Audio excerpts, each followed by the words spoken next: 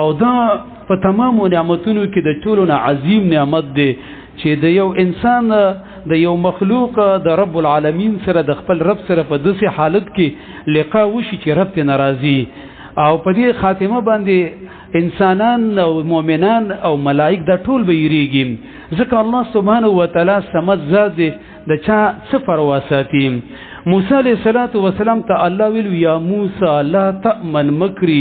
ما لم تجوز الصراط الى الجنه اے موسی علیہ الصلوۃ والسلام ترسو پوری چې پولیس رات دی نه کراس کړي او جنت کې دی قدم نه کې خودلې ګوري زما د مکر نه زما د پکړ نه یریګا اگر که انبیاء علیہ الصلوۃ والسلام معصوم دی هغه محفوظ او مامون دی او زما عزتمند د الله سبحانه و تعالی سنت داده چې رب العالمین د چا پروا نه ساتي په الله باندې پریشر ناراضي په رب العالمین باندې صحبت ناراضي ولا يخاف عقباها دا خو موږ او تاسو چې کله یو کار کوو هغه ته ډیر پلانینګونه او منسوبې جوړو دا غي په عاقبت او په انجام باندې سوچ کو الله سبحانه و تعالی دا څنګه دی سمد ذات دی